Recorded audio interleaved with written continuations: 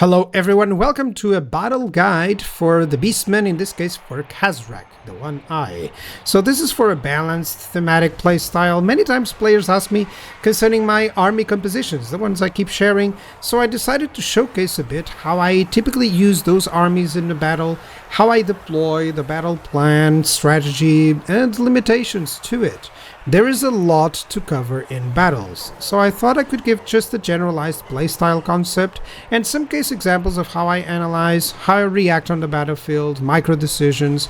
Feel free, of course, to ask about anything I may have not covered, or maybe if you have a different idea, comment away. I'm always eager to discuss battles and the game with you guys. So, let's start with the settings. Of course, this is highly subjective.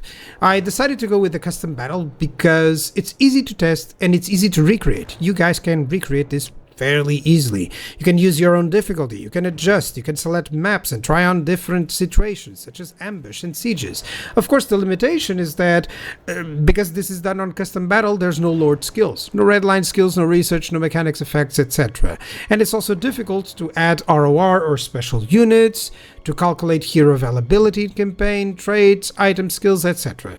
My conclusion for my own campaigns is that the armies that I present drastically perform better when in campaign. As an example, the Khazrak army that I'm about to show you will not have Vanguard for some of the units, unlike in campaign, which drastically affects the outcome, of course. So that's just the disclaimer that I wanted to present, of course. I feel that this is a better way for you guys to replicate, to try it out yourselves, and of course to experiment a little bit. So disclaimer over, let's get down to business.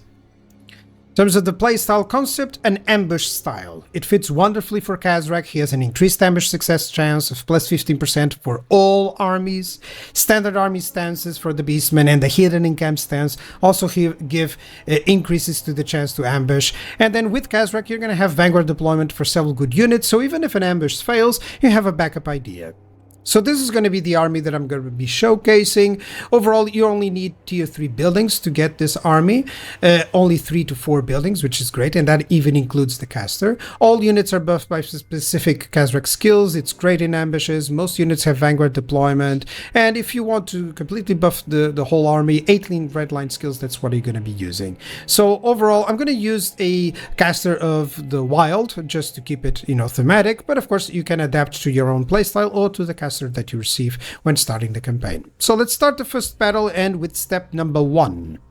Let's assess the difficulty and key enemy units. Now you can do this even on the preview battle screen, and that's where you should actually. You should check out something like this. Whether they have artillery or high-range units, well, that means you must be the one on the offense. You must rush the enemy. If they have, you gotta check the characters. Are yours better? Are theirs better? If either you cannot engage or you have to support with units or debuffs. So in this specific example, Boris is more powerful. So I'll dodge him the whole time until the end. Check the flanks. Do they have dedicated anti-large units? They don't here, so that's great. That means that my flanks will more or less be able to deal with them.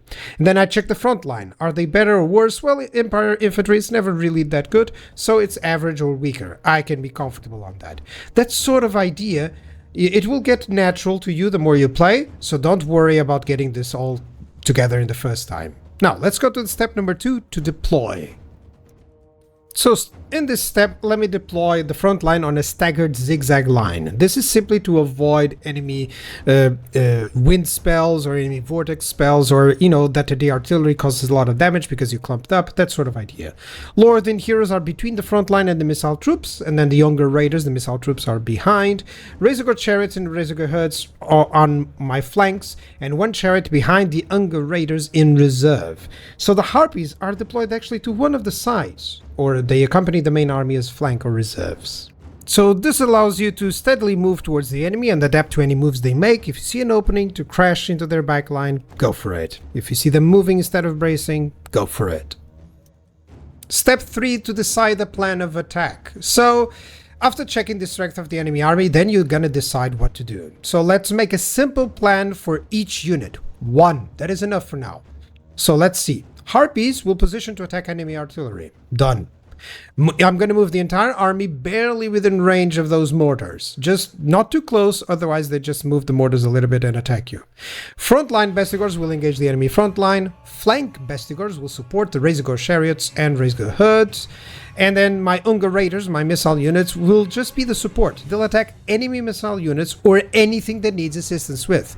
Anything that the enemy is causing a problem with, that's what I use my missile units. If I ever think, oh, this guy's causing trouble, I'm going to click on the Unga Raiders to hit them. That's it. A melee hero will engage enemy heroes, a lord with support. Khazrak will support the frontline units. He'll be on the front line. And then you can even decide what your caster hero is going to do. Like my caster hero, I'm going to either cast the Summon Cygor, you know, to target enemy missiles with him or enemy infantry, or I'm going to do the devolve, a debuff of enemy units on whatever enemy is creating a bad matchup.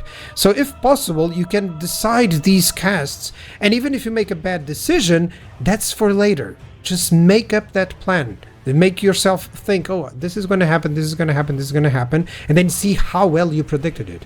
The better you predict the battle, the better player you become. Now, step 4, what to focus during the battles. This is where you say, here's what I will be doing during the battle. And this is where I actually show the battle. Don't worry, I'll show it. So I'm going to focus on keeping the Lord and heroes alive. That's a very simple one. That's about 50% of your time. Take them away through your own units if they're getting into trouble, etc. I'm going to support my frontline with abilities, in this case from Khazrak. He has the Apocalyptic Vision, and then there's some spells from the caster, like I mentioned, the Devolve, Mantle of Gorak, etc. You should just be checking the frontline units and then moving the characters to support. Then I'm going to keep an eye on my harpies. See there how my harpies are taking damage? That's fine, because that means that my whole front line has yet to be damaged, which is perfect. That's exactly what I want against an army like this, which is more ranged focus. Notice how I'm checking, oh, my Gorbul has an idea. He can actually hit some of the back line. Then let's go for it. Like I mentioned, if you see an opening, go for it. Now my harpies, you may see, oh, they're routing. Well, what a terrible thing. No, because they're gonna come back. And they're gonna come back, and they've done their job. The whole enemy army is not properly deployed, and I'm ready to charge them in. That's the main idea. Now the harpies are gonna go back and go into the artillery, which is still their main order. Now, what am I not focusing? This is very important. I'm not focusing my Bestigors. Once I'm engaging with them, I only pay attention if they are idle or if I give them another target. Okay, your micro should really be focused a ton on your characters and on keeping your units alive. See how I'm just going with the characters moving up and down in some places, while the front line and even the flanks are just stopped. That's it. Focus you have to decide where you're going to focus your attention as well, your micro, and that will make you micro a little bit better. So for example, the missile units, they're attacking anything that I haven't attacked with melee. Notice how I'm shifting the targets from the missile units to hit everything, so that there's no one that hasn't yet taken a shot, you know? That's the sort of idea. Now, I've paused here precisely to show you how halfway through you should make some conclusions, like this. Just check the front lines, check the flanks. So I can see that there's a disputed flank. I still haven't controlled it. There's one that is controlled, and that the back line is completely in disarray. And what I need to focus now is the enemy characters. I need to see what are my tools to deal with those characters. Are my characters in good shape? Perfect. Do I still have some infantry to soak? Perfect. And then you make the decisions on that. Most of the battles, what you're going to focus in halfway through is the enemy characters and single entities, the dangerous ones that have a lot of health. That's what you can focus now. Let's go. So continuing with the battle, basically, I'm just focusing fire with the missile units. Yes, I'm focusing Boris. He has a lot of armor, a lot of health. It's fine. All that I want is for him to slowly reduce that leadership and health so that he gets more manageable. And I've hit him with my Gorbul. I didn't move the front line away. I just went with the Gorbul. Hey, come back. I need you against Boris. And that's it. That's the whole idea that I went with. And then I keep my harpies alive and checking the enemy missile units. Of course, this map is very easy to do this, but that's the main thought that I want you to have. What am I going to focus on? See how I'm focusing fire here just to ensure that my Bestigors are fine? That's exactly what I want you to do. Get on those Ungar Raiders. Notice that I'm always clicking on the Ungar Raiders. Let me hit this unit. Click on the harpies. Let's attack that routing units. Click on the characters. Let's attack the enemy characters. And suddenly, if you've made your decisions properly, you're gonna get and hit the army losses. So to hit army losses, I'll speak about it at length mostly, but you're going to want some stuff happening. First, that you at least have some units with full health and that the enemy has none of that. That in essence helps out tremendously. If you have a couple of units that are completely full health and the enemy doesn't, you're going to be getting quickly an army losses against them. In this case, for instance, I see that the Ember Wizard there is alone. That's the target that I need to hit. If I make sure that he is under pressure, look what is going to happen. Immediately the enemy is going to realize, oh, it's doomed. Everything is engaged and I'm going to be losing this battle. And that's exactly what army losses happens with, you know? That's exactly how it goes. Because once every single enemy unit has a losing battle, well, they rout. And that's the victory. So, a second battle, an ambush. Let's assess the difficulty. On ambush, fast enemy melee units like cavalry become more powerful. You lack the range to take them out fast. Their mobility implies you need to pay attention to your deployment location. Characters, they remain very powerful, but you can now adapt to them. In this case, while they are better than mine, I can evade them or support my own characters much faster. I'm actually going to try to attack the enemy engineer really fast with my lord and hero. Enemy frontline is going to be easier because of the flank attack, the higher ground.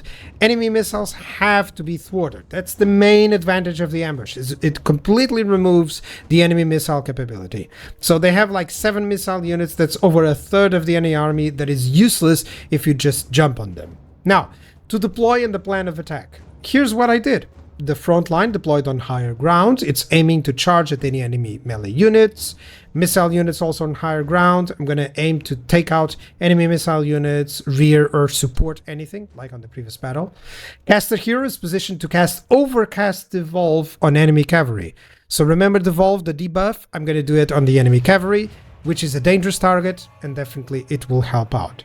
My harpies, my Reziger herds and chariots, they're all gonna gank on the enemy mobility and the mortars, and that will do it. And then of course, what am I going to focus during the battle? Very easy. I'm going to keep my lord and keep my heroes alive. I'm going to retreat in the direction of my own units to avoid them being entangled. Keep an eye on those characters. That's why I put them always on 1, 2, 3 hotkeys, so that I can just quickly jump on them and see how they're doing. Now, I'm going to destroy the enemy leadership, not their health. Especially in ambush, this works really well.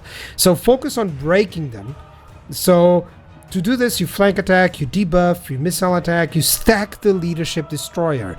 I'm clicking on my missile units to just attack anything that is clumped up so that they can do some damage and the leadership of the enemy quickly gets destroyed. There's an enemy unit here, there's a clump here, let me flank attack, and you can see that the white leadership bar on any enemy units is getting lower and lower, and that's exactly what I want. And again, the caster, I could focus on doing some damage, or I could focus on devolve. Notice I've devolved the Boris so that he doesn't get to hit my ranged units. He's actually going to give up. And I'm attacking with my ranged units as well. Let me stop a little bit to speak about the conclusion that you need, closing into the end. Lord and the cavalry are surviving. Well, I'm going to send in my infantry. I'm going to missile focus the Lord, and I'm going to debuff the enemy. And that's it. Let's go for it, and you're going to see it in action. The Ungar Raiders, they're attacking the enemy lord. Yes, he's armored. It's fine. All that you need is actually even that leadership debuff. Think of it. And attacked by an Ungar Raider, yeah, that's fine. It will create that issue. And everything else is just getting attacked. I even casted some damage spell there. Perfect. That's exactly what you want to do to quickly reduce the enemy leadership. What am I not focusing? Anytime soon? The Bestigors. Again, once you send them in, just check for idle units or to react to the enemy. And now let's go again, devolving Boris. Notice how that's a constant. Just make sure that the enemy doesn't have the tools to come back, and the tools to come back would be on his characters. So let's have a siege battle with this army then. How do I proceed? Well, let's assess the difficulty. Here's Castle Drakenhof against the Vampire Count's army. They have powerful spellcaster characters. They can heal and support well. They're also on flying mounts. Their front line is average. I just put some zombies there because you're always going to fight some zombies anyways. Some grave guards, but they're not going to go too much or too hard on those. Then the cavalry is negligible. They has poor mobility. It's not going to cause too much damage. It is actually the flyers that are the most powerful. My harpies, my missiles are in danger, so I cannot engage them freely. I'll have to wait for an opening. That's exactly what I want you to do, to just wait for that opening with the harpies to see if they can find out a good target when the Vargeists are engaged. And then walls and towers, you can disregard them depending on how you deploy. And depending on how you deploy, well, you gotta watch the siege place first. So let's see if we got lucky, and yes, indeed, there's a section without any towers. It could have just one, it could have two, it just hit the easiest target. So I'm deploying here. Basically the missile units are deployed in range of the walls. Key targets, the grave guards with great weapons because they have no shields, and the Vargeists. That's what I want to take out. The front line, 2 units have the siege towers, 1 has the battering ram, and then I'm going to have 1 extra unit of bestigors behind those. That's easy. Now the Khazrak remains close to the walls, ready to breach the gate with the chariots and Reziger herd. For the caster, I'm going to decide on either devolving enemy flyers or infantry, or even using Traitor Kin, which is a mass AoE damage spell. It reduces enemy health fast. It can force the enemy to heal and spend some magic, which is really cool. That's the idea. So I already decided what I'm going to do. It's better than having not decided, you know? And then my support hero and a couple of extra units will hit the second gate. Now, the purpose is not for them to actually nail it. The purpose is to split the enemy army so that they will have some units there, and then I can adapt to the circumstances. So as soon as we click to start battle, we see that there's some characters and flyers over there on the north part. It's impossible to hit them first, likely targets after the infantry reaches the walls, so my hero and units will attack a different gate. That's it. Then the harpies will be inactive before the Vargeists get included. The infantry units will just attack the walls, and that's how we're gonna do it. Let's watch, basically. So I'm advancing on that gatehouse. It's much easier to do so. I've managed to, just with deploying those units, I managed to make them deploy units away, you know. My archer units, they're just attacking anything. I really want them to attack the Vargeists if they get close. That's why they're gonna stay there. Okay, I don't want them to close up too much, maybe just a little bit of an inch. If they would go against the Harpies, I'd just land the Harpies near my units, and, well, anything that I have on the ground here can deal with those Vargeists. So until the Vargeists are dealt with, I'm not going to advance the Harpies, they'll just die against them. So I'm hitting Grave Guards. Yes, they have shields, but I don't have any better targets here. It would be perfect if these were Grave Guards with great weapons. That would be the best target for me. But overall, this has bought me enough time. There's no action from the enemy so far against the fact that I'm closing in with the towers and closing in with the battering ram. This may not always be the case for you. It's difficult for me to prepare such a guide for everything that may happen, but it's good that you get the idea of what am I going to focus. My front line will always get into the walls, or try to get into the walls. If they are under attack or not, I'll have some units to support that. I would have my caster devolve enemies, that sort of idea. So overall, it's good. You can see that there's a clump of flying units forming up there, and that's difficult. My harpies have to stay back. I know that it may sound silly that they are idle units, but that's what happens on the siege. You're gonna have a lot of idle units overall. And I'm just closing them in to see if they will take the bait. I'm just closing in. Let's see if the enemy flyers take the bait, and that's it. And because I've assessed, hey, my frontline units are better than the enemy frontline units, then I'm perfectly fine with the Bestigors taking some hits and engaging in battle. And now we see the Vargeists closing in, and that's where my decision making is going to come in. So I actually advanced my younger raiders a little bit, maybe to force the Vargas to do so, but that was a mistake. I'm trying to just get the Ungor Raiders to the top of the walls. Now they're attacking some Bestigors, and it's a perfect point to actually use Traitor Kin. I'm just going to quickly demoralize these guys, get them some damage per second, and you can see the damage that it's doing. You can do this with any other spell lord, basically, to just ensure that you save something to deal with them. Khazrak is invading and attacking the Vampire Lord, and what now?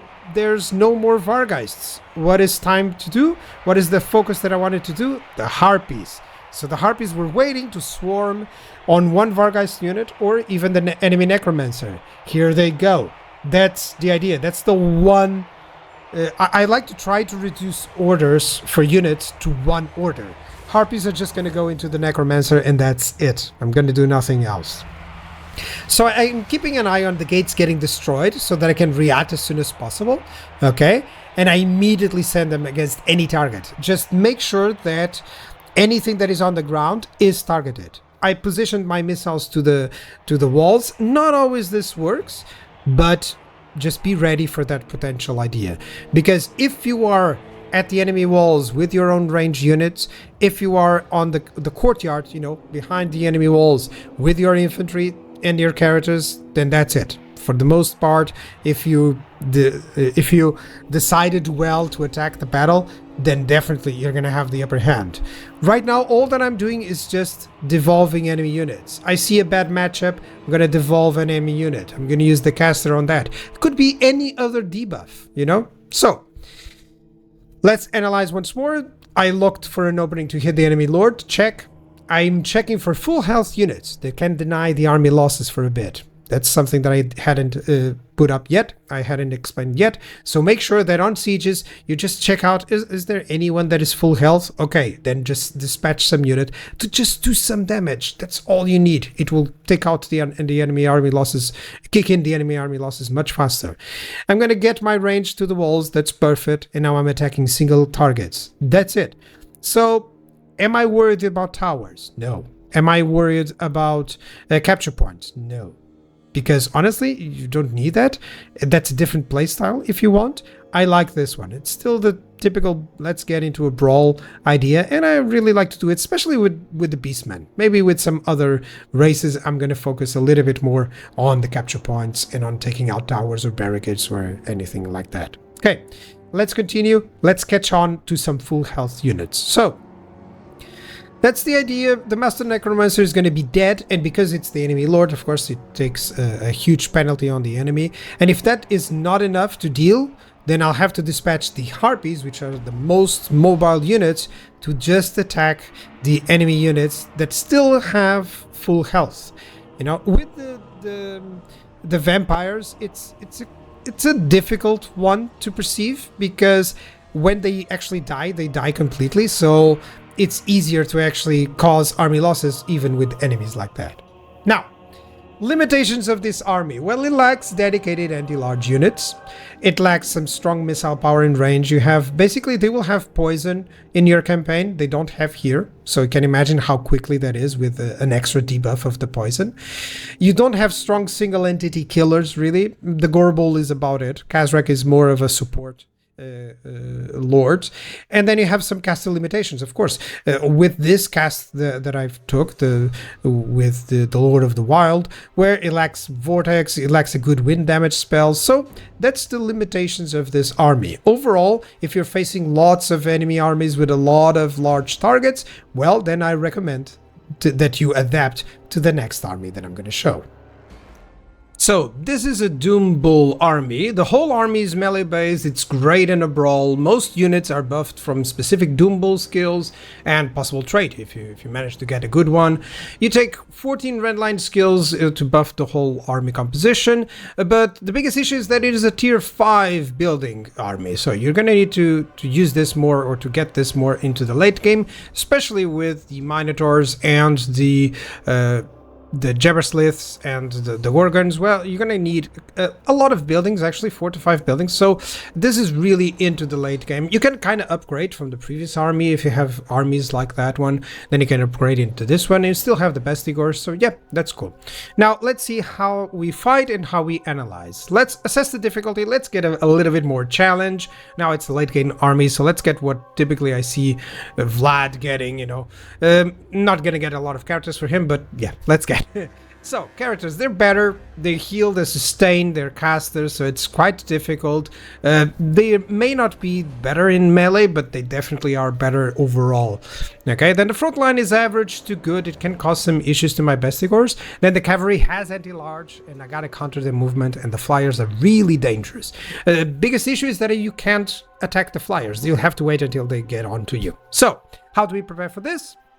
Well, we're going to spread the front line to avoid blobs early on, which is a strength of the vampires, also of Nurgle. Single entities will go behind, covering the holes between your lines. So I want you still to do that staggered line, and the Jabbersliths and the Gorgons are going to go behind, together with the single characters. And then, of course, the flanks are deployed close enough so that I can support the front line. Why? If I spread them too much, the AI may decide to hit the front line with everything they got, and maybe they can breach. So you just want them close enough and sparse enough, you know? Now, for the analysis, once you realize how they are, this is what I will do. So I'm going to 2v1 enemy cavalry. So I'm going to send 2 Minotaurs against each of the enemy cavalry. I'm going to watch out for the flyers. Watch out means they're going to land on someone. If they land on Minotaurs with great weapons, good luck. That's exactly what I want. But if they land on other units, I have to be able to dispatch some support and see if I need to debuff or buff or anything like that, or cause some damage. Then there's a character blob there. It's difficult. You gotta dive on them when they split, because if you try to go against that whole character blob, then your characters are definitely gonna die, because they'll just sustain themselves, and yeah, you gotta wait until they split up. And then the front line just engages the enemy front line. Even though they have a bigger front line, you often will have no issue, because you're gonna have the single entities. Now, while I'm moving, by the way, you can actually just put everything on a control group and move without suffering the formation, but it's typically not really required. All that you need to do is just to pause a little bit at a moment to let the infantry catch up, and then you can attack, okay? And this also gives you some time, because you can tell the infantry to attack one by one, okay? I didn't do that in this one. I just paused and attacked. It's fine by you. So, but you can use the infantry that it's coming after the other units to just issue orders of attack to them, and then you issue orders with the single entities, and then everything goes back at once. You gotta be careful about those flyers. Check them out. That's the first, let's say, decision after sending everyone in, okay, that you gotta watch out for. You gotta see where they're gonna land and adapt to what they are doing, basically. So on the step 3 to take the decisions, one that I did is the Gorgons. The Gorgons are staying back. I need them to go after single entities or any targets, so I waited on them to dive now. I sent one Gorgon against that vampire hero actually, and I sent one against the Terrorgeist there, or some Vargeists. That's precisely what you want to do. Now the caster, he prepared the Soul Blight for a massive debuff that you've seen there, to ensure that the enemy cavalry and flyers, well, at least in one flank, they're going to be very overwhelmed. And then the Lord is just gonna breach to hit the enemy Necromancer when possible. I'm seeing it right now, and I'm waiting to know, okay, is my Lord in position? Is my Gorbel in position? Who gets to go and hit that Necromancer? And that's exactly what I'm showcasing here. So that Necromancer is standing behind, and he needs to be attacked for quicker army losses. Then one of my characters can be in some danger, so I'm going to move him out. Then the enemy front, notice how they survived and they are split up, but the flanks are controlled. So what I'm doing is just a quick controlling the flanks and then diving on to the front line like a hammer and anvil idea. So I can just start dispatching some units from the flanks to the front lines just as needed, okay? So let's adapt to that and see what happens. You can see that I'm sending in a Jabberslith even against Blood Knights. Yeah, that's fine. It will cause enough damage to, to force a different outcome, and then you can just reinforce with other units. But overall, my infantry is beating the enemy infantry, the flanks are controlled, and now, as I've mentioned on the previous battle, you gotta check out the enemy characters. That's where it's alive. So I've dispatched some Minotaurs to deal with the Necromancer. The Gorgon is still fighting that Vampire. It's fine. And now my heroes are gonna attack Vlad. Vlad is one of those characters that can survive a lot of punishment, so I don't recommend ever to focus him down. Despite the nerfs, trust me, especially late game with red line skills, with yellow line skills, he's gonna be a menace. So overall, he's not as menacing attacking as he is tanking. So you never, just like in RPGs, you don't hit the tank unless you absolutely need to, so why hit Vlad? Don't go after him. So instead, just some hits here on the Necromancer are definitely going to cause the front line to, the army losses to trigger. So what I'm keeping an eye on, again, I'm not keeping an eye on my infantry, just keeping an eye on my characters, making sure that they use their abilities, that they charge their targets, and just checking out also my single entities. So it's kind of like this ordering of the characters to single entities, to monstrous infantry or cavalry, to anything, like you go for mobility and usefulness, okay? Now, for an ambush battle. On ambush, the flyers are very dangerous. I cannot attack them myself, thus I gotta keep some units in reserve near their likely targets, or at least closer to them. Enemy characters are more vulnerable, but they can still support one another, I gotta be careful. Enemy infantry is much worse in this situation. I can engage at will, and they'll likely just scramble really fast. And then the enemy cavalry needs to be halted in place. I do not wish to allow them any room for much cycle charging.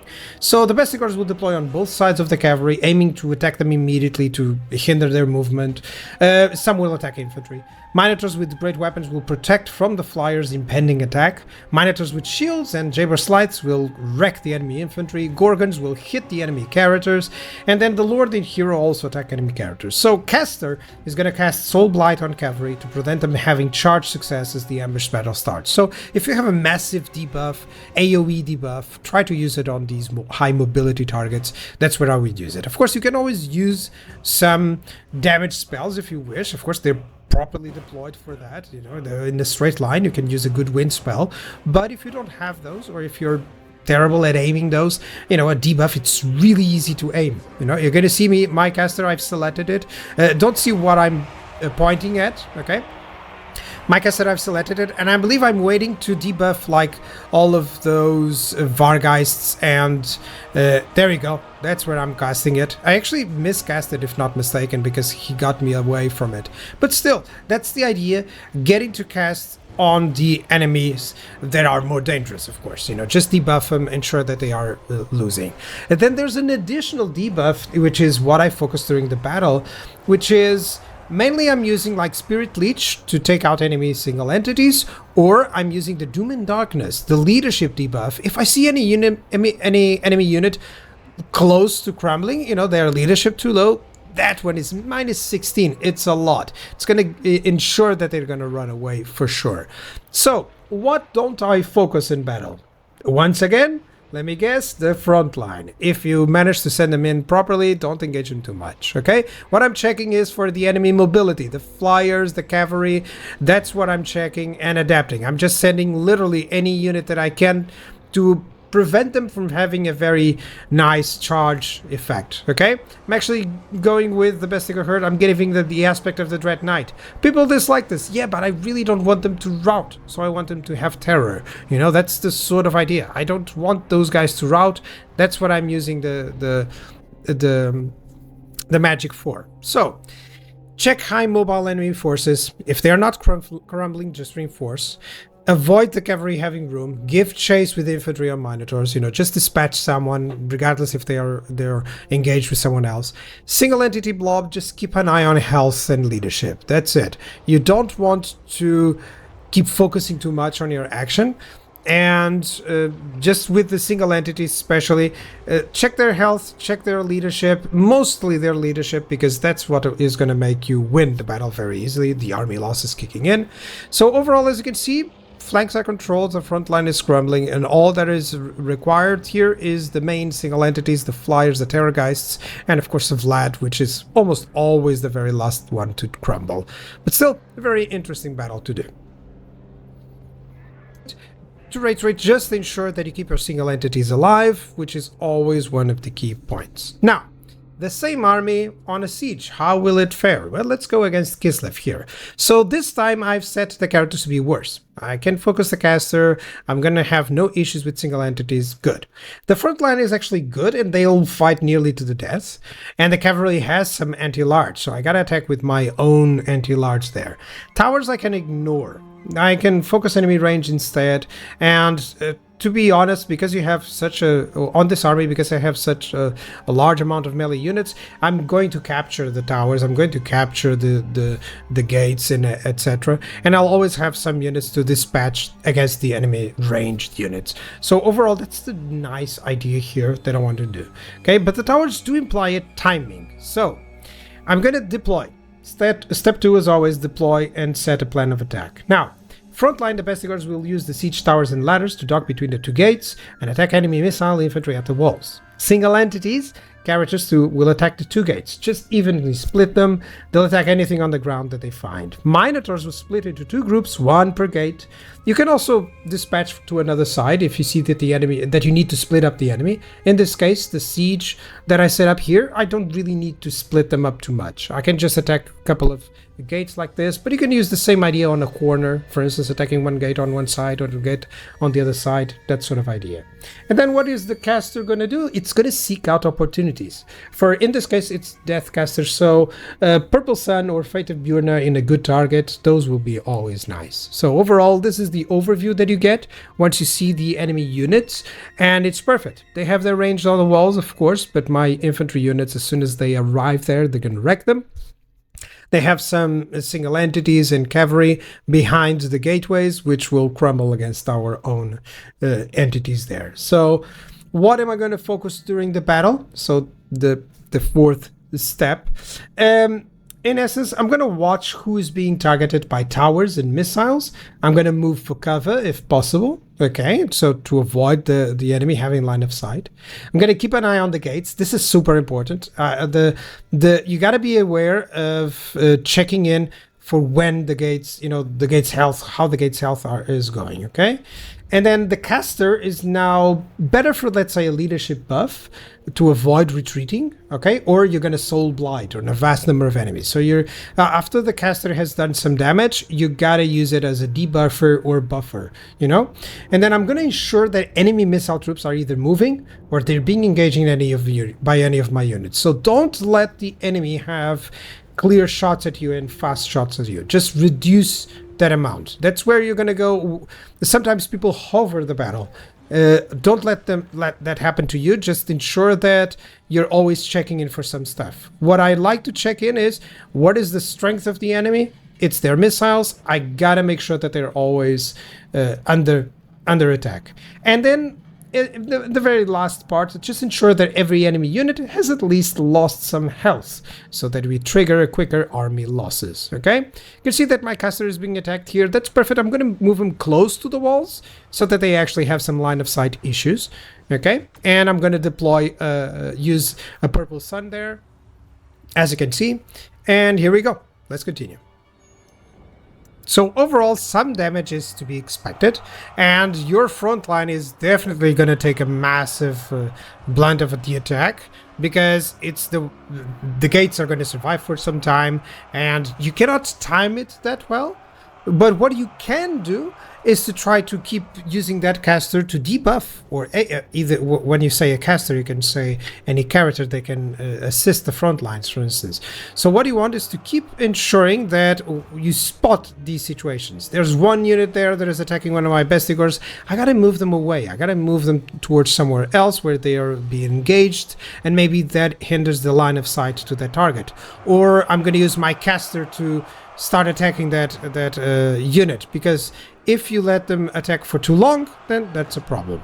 So I'm gonna sometimes skip a little bit ahead here, but as you can see, I'm having my front line engage everything on the walls, and right now I've taken the walls. I'm starting to attack the units down below. I feel confident that they can do this because even if they lose some stuff, what they are doing is actually hindering the enemy from retaking the walls and hindering the enemy from redeploying.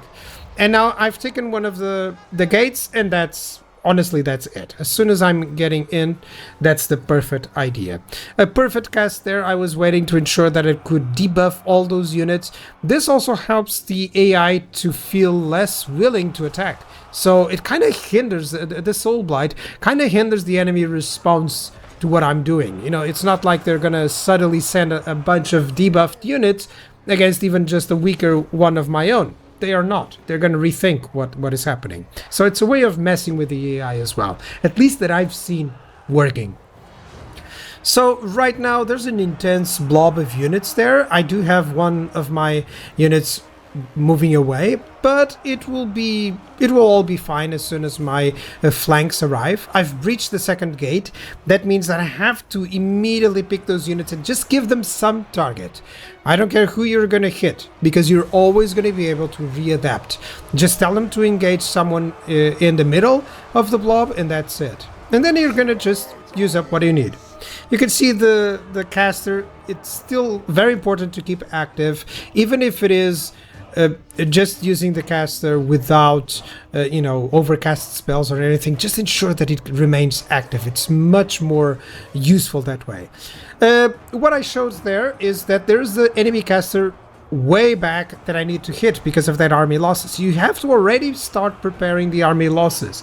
Okay, so I'm gonna send out a unit. I think I'm gonna send out my hero Gorbel in just a moment to go after that caster, and I'm already using some of the Minotaurs to hit the enemy barricades so that it can go up that ramp over there. And overall, you can see that I'm not really too worried about focusing enemies here. The Jabber Slides are perfect for this situation, and all that I want is to ensure that the enemy lord is hit and that the enemy missiles don't have a chance to hit as many targets. And I'm even missing out on some stuff, you know. I'm focused as well on showcasing some stuff like I see here. There's my caster. I sent it in melee and then realized, oh, that's a dangerous situation. I gotta reinforce that position or move him away. See, as I'm moving away, I'm debuffing the enemy with the Soul Blight again. So this is always what you're keeping up the enemy to ensure that it's never fighting in its optimal situations. Right now, it's very much a very easy situation. Most of the enemy has been beaten. My front line has taken a pounding, but of course the flank units are still really well. And as soon as that caster gets hit by the Minotaurs over there on the second plan, that's gonna be it. That's gonna definitely trigger the army losses, because the AI will realize, oh, every single unit of mine is under attack, so there's no hope, and suddenly the army losses are gonna kick in. Yeah, those Streltsy are gonna get just one guy hitting with an axe, and that's enough for them to trigger, okay, the battle is lost. So I always like to go for army losses, as I'm showing here, because for me it's kind of an interesting way to play. So I hope you guys enjoy it. So the limitations of this army: missile units of any kind. It doesn't have any missile units, so yeah, it's difficult. Difficult also versus enemy ranged units. You gotta use your speed versus artillery, basically. You gotta punch through the enemy to get to the artillery, or you gotta flank it out, depending on the idea. Okay, and then of course it has some difficulties against flyers, like you've seen, so you gotta be careful about that. Plenty of flyers will have a rather easy time choosing where to land, so you have to account for it. And then the caster limitations: it's debuffs and damage. It's not buffing your forces, so if your forces are requiring you to benefit them, just try to keep your characters close. That'll be the only way. So, but it's good strength in open battles and ambush. It's just slightly weaker in siege battles. For this army, I'm going with the Grey Shaman, and this is melee based. It has some flyers, some single entities. Most units will benefit from the choice of skill between Hardened Pelts or Bellows of the Discordant there.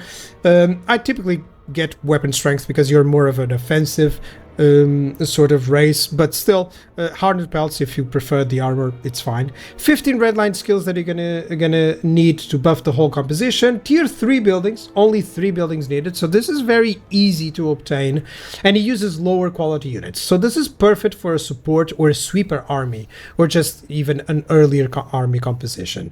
That's the sort of idea that I wanted to give you. I wanted to give you a late game army idea, and I wanted to give you just an early game or support army idea. So let's assess the difficulty. We're fighting Belagar here. So enemy characters are tanky. They don't have magic. The front line is better than mine and has support from missiles. And the range, well, they have artillery. So I need to prepare for that. I need to close in quite fast. Overall, as always, assess the difficulty, check range, check characters, check flanks, check frontline. In this case, dwarves have quite a weakness with flanks, so you can envelop them if you have the movement or the vanguard for it, okay? And in this case, this army quite has the vanguard, as you're going to see. To deploy, well, the front line is a zigzag staggered line. Front units have shields and the back ones do not. So I can use the vanguard, but just ensure that your single entities like the giants will be able to follow up in time. This is, I think I managed to do this in this battle to showcase how important it is that you at least time it well. If I put my frontline units way too far away, the giants won't follow up. If I put the giants too far away, well, it will not be synced, okay? So then the harpies either go all around or they are slightly to the side. If you have trouble managing 2 flanks with harpies, just use 1. Just put all 4 on one side and that's it, okay? And because the enemy has artillery, of course, you're going to have to deploy in vanguard and try to harass it as soon as possible, even if it comes at cost of a unit or 2. But otherwise, I mean, you can focus fire important stuff with your manticores, giants, or characters, but just always make sure that you know, if you're losing harpies or if you're losing cheap infantry, then that's fine. You can replace them very easy. So let's decide the plan of attack. After checking the strengths, of course, and weaknesses, their artillery is the main threat. So the characters are kind of like the secondary one. So I'm going to advance everyone towards the enemy, and I'm going to watch what is their artillery firing against, and then move that unit out of range. I believe that happens with my lord on this case, okay? So you got to be careful with that. You got to check what the artillery is hitting. Harpies will advance, and then they'll reveal the enemy ranges. They'll attack them. They'll attack the enemy artillery. Manticores will attack the bolt throwers as well. So this is one of those cases where it's the dwarfs. They are going to help their bolt throwers really well. So harpies will not take it. I'm gonna need to send the manticores against the ranged units.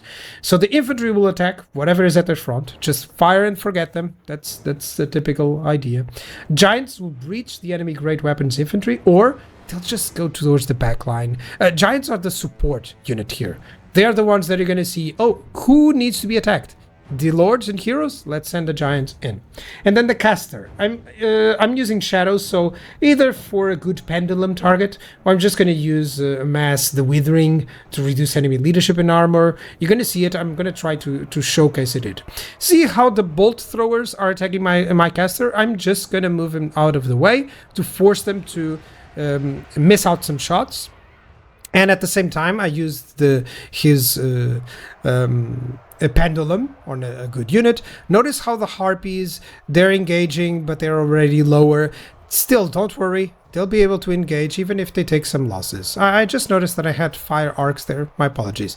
Notice how my infantry is about to collapse in leadership, not health, as the giants kick in. This is the sort of timing that I want you to have in order, okay? So if you need, just get the infantry, a little bit more to the back so that they are helped with the giants as they go in. So each giant is attacking a single entity or just a great unit. I'm going to send that giant just to wreck that infantry unit because it's 2-1 there. And I'm going to keep, let's go with the what to focus during the battle. So as always, keep your lord and heroes out of harm's way. Most of the time, I'm targeting my lord, targeting my heroes, ensure that they are out of the harm's way. I'm going to check if the harpies or the manticores need support. Normally, they should be able to do the whole destruction on the enemy backline, unless they are reinforcing it. So just be aware of that. Sometimes you got to check if they are doing well. Giants should just be going after Iron Drakes or the characters as soon as they've broken through some infantry. In this case, he helped me out because he's already engaging with the infantry, with the characters, so my Giants just went straight for them. I'm going to ignore my infantry for the most part. You know, if they rout, they rout. I'm going to, you know, help out with other units. I'm just going to check whether they are routing and just help out. Notice, for instance, on that right side, I'm engaging with some units because there's like 3 to 2 in that enemy line. And that's it. Focus on lowering everyone's health overall. And that immediately will help out with army losses, which is exactly what you want. For instance, there's a bolt thrower coming in. You know, they rallied, so I'm going to dispatch Manticore or dispatch some Harpies. That alone is enough, as you're going to see, to trigger army losses. Because, of course, the AI just had that little bit of a respite of trying to get some units to the front. They didn't. I disrupted. So, for an ambush battle. As always on ambush, the characters are the key difficulty, and it is difficult on a Beastman path ambush to just send everyone to attack quickly. You're going to be... This is something that I would like you to practice. Just practice getting everything in control groups, you know, lock the control group and just clicking to attack really fast to ensure that you get almost seamlessly that everyone attacks fast, okay? And then you can reroute them to whatever you need, reroute them. So Manticores will group attack the Iron Drakes and the Bolt Throwers. The Harpies will attack the Rangers and support the Manticores. The Wargore hero goes after the ranged troops to support your ranged, basically not your ranged, the units against the ranged. And the Giants will go after the single entities. You've seen them, they're perfect. They'll have the Gorbel to support, that's enough. And then the Caster Lord, he's gonna wait. Either for a good damage spell, a massive debuff. You've seen how effective those are. So that's precisely what I'm going to do. And then there's what to focus during the battle.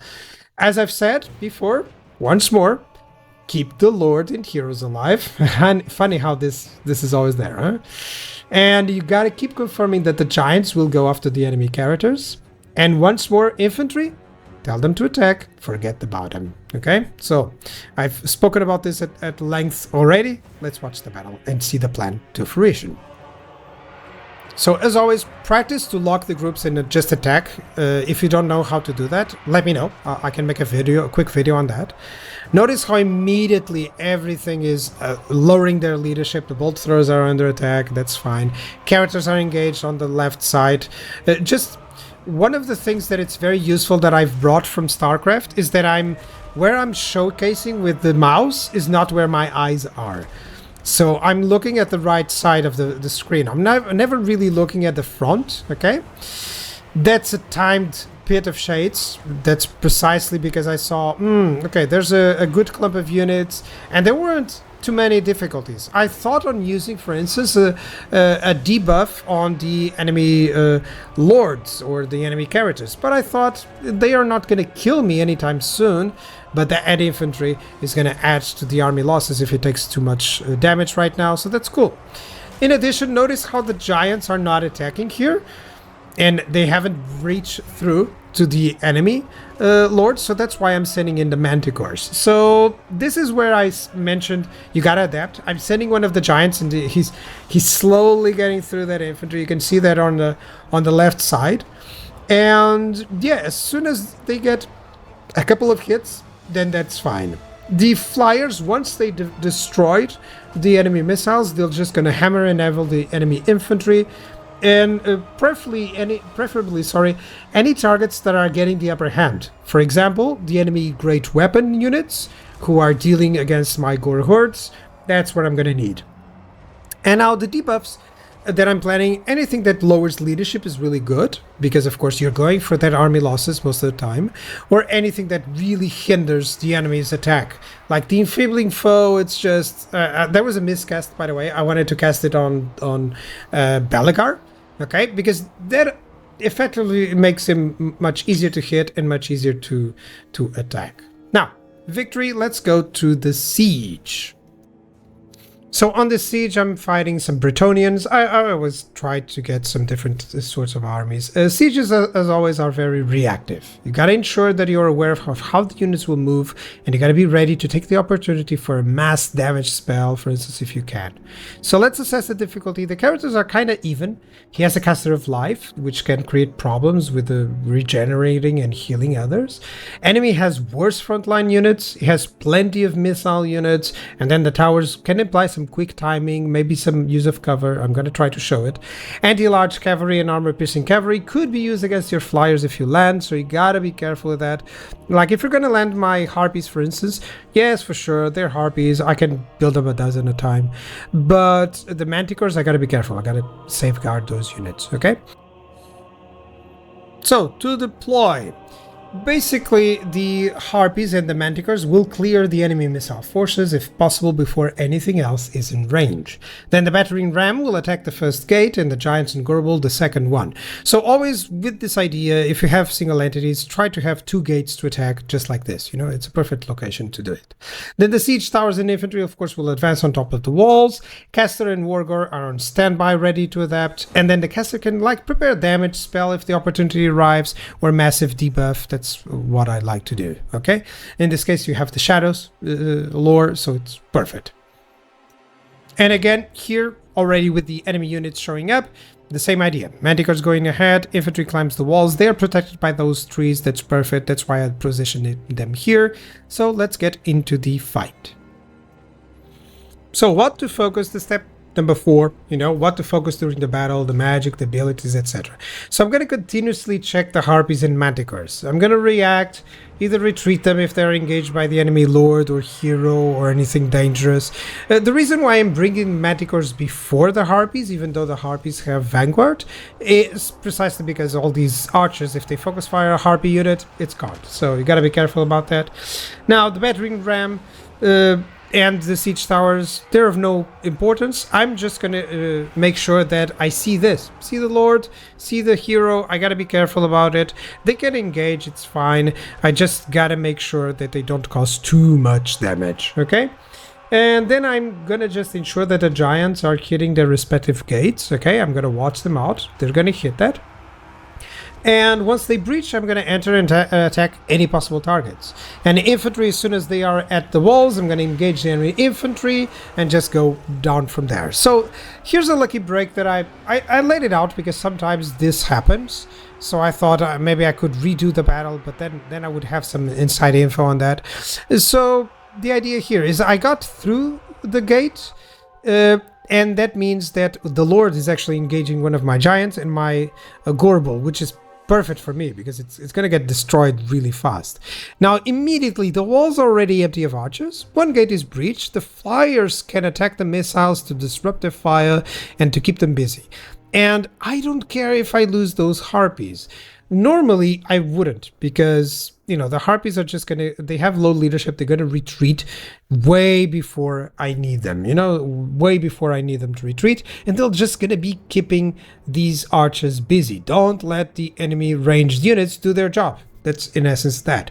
And especially just until you get your infantry to the walls. As soon as you get your infantry to the walls or down to the location, you're fine.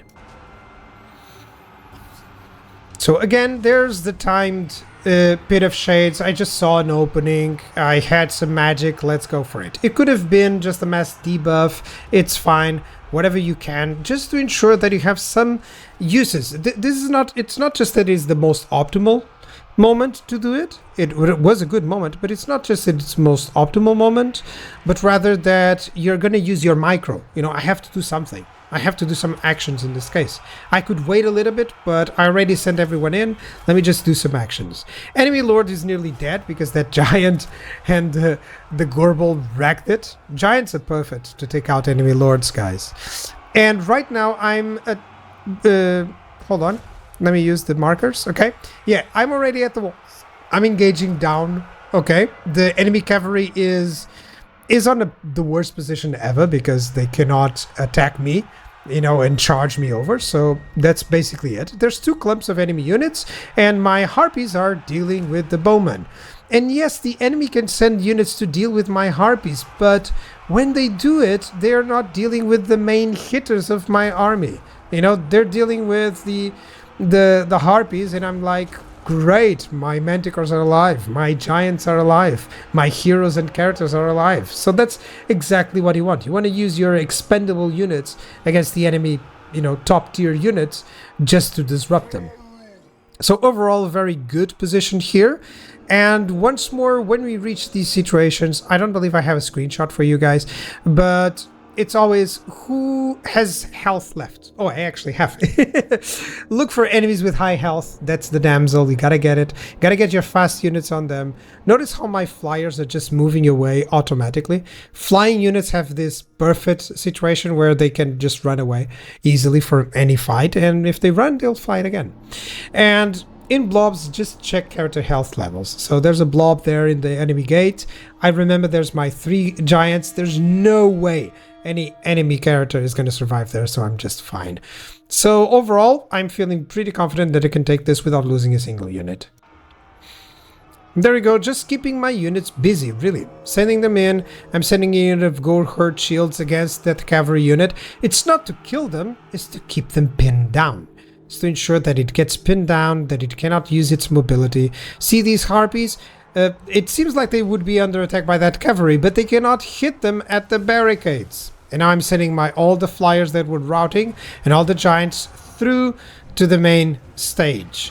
I see the damsel, I'm just sending anything that I can. In this case, hey, I can use the damage spell. It reduces her speed so I can catch up to her, and that's fine. That's perfect. Here's some men-at-arms, nothing that can cause too much damage, and all that I'm doing is just ensuring that the enemy will hit army losses really quick. Why? Because everything is engaged. They don't have a lot of health left overall. Damsel is going to take a couple of hits, and that's enough to trigger the army losses, which is precisely what I want. Okay, so overall, yep, you can engage here. I notice how I didn't attack a single tower. Don't care, don't mind that. It's definitely not going to do anything against this sort of army, which focus a lot on just getting through the walls. Now, the limitations of this army, of course, it lacks missile units. It's very difficult to use versus more advanced armies. Remember, this is an example of a sweeper army, something that you bring to take out minor settlements, smaller enemy armies, to support a bigger army, not something you send against a stack of chosen, okay? Can be easy to break and flee, especially the Lord and the Harpies are very squishy, and artillery can wreck this one. So you gotta be careful who you decide to engage. That's what I mean. But overall, it's very easy to bring up army to support, like I've stated. And there we go. Here's 3 armies, 3 battles each. I hope you guys enjoyed this one. I hope it helped you out in planning out. Remember how it works. It's always that you, step 1, you assess the difficulty. Step 2, you deploy. Step 3, you set a plan of attack, 1 order per unit, that's it. And then step 4 is what you focus during the battle, what you're going to be micro. Most of the time, like 70% of the time, you'll be focusing on your characters. So I hope you enjoyed this one. I'll be planning one for each lord. And thank you guys for watching. I'll see you guys next time. Bye bye.